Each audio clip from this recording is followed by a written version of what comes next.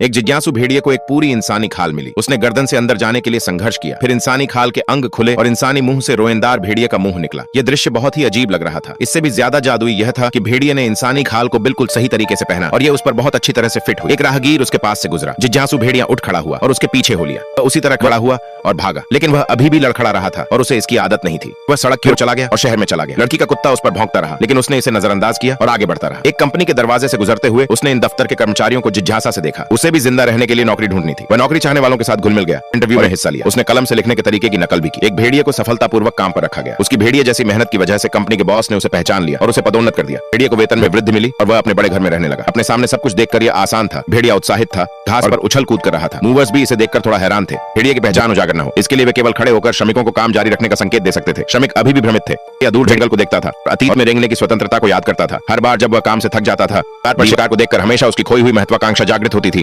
धीरे धीरे बीतता गया। भेड़िए ने एक सुंदर पत्नी से भी विवाह किया। उसके सामने पका हुआ स्वादिष्ट भोजन देखकर उसकी भूख वाकई खत्म हो गई। महिला की बाहों में पिल्ला को देखकर भेड़िए की कच्चा मांस खाने की इच्छा जागृत हुई। अगले दिन वह पालतू जानवरों की दुकान पर गया। बिल्ली खरीदी। बिल्ली को घर के गैरेज में छिपा दिया। वह उत्साहित होकर बिल्ली को बाहर ले गया। ताजा कच्चा मांस देखा। ऐसे ही वह भरपेट खाना खाने की तैयारी कर रहा था। गैरेज का दरवाजा उसकी बेटी ने खोल दिया। निश्चित रूप से अपनी बेटी के सामने एक भेड़िया के रूप में अपनी पहचान प्रकट नहीं कर सकता था। इस समय तक लमन ने उसे बहुत असहज कर दिया था। दीवार पर लटके शिकार और मेज पर स्टेपलर हमेशा उसकी इच्छा को जगाते थे। टीवी पर भेड़िया मांस खा रहा था और उसकी बेटी में ताजा भोजन था। पत्नी से कहा कि वह अब अपनी इच्छा को दबा नहीं सकता। कि पत्नी को समझ में नहीं आया कि उसके पति का क्या मतलब है। कि जंगली भेड़िया एक बेकाबू बिंदु पर पहुंच गई थी। अगले दिन कंपनी की बैठक में भेड़िया दस्तावेज में कच्चे मांस और स्लाइड में भेड़िए के खाने की तस्वीर को देखकर भ्रमित होने लगा। ऐसी इच्छा को सहन करने में असमर्थ वह मेज पर कूद गया और अपनी गर्दन पर झपट्टा मारा। सभी लोग मौजूद थे। इस समय भेड़िया अपना लंबा रोएंदार मुंह दिखाया। तभी उसको एहसास हुआ कि वह मानव त्वचा में एक भेड़िया था। भेड़िया लोगों के एक बड़े समूह ने किया। भागता रहा और डर के अपने घर में भाग गया। उसके भेड़िए के रूप ने उसकी पत्नी और बेटी को डरा दिया।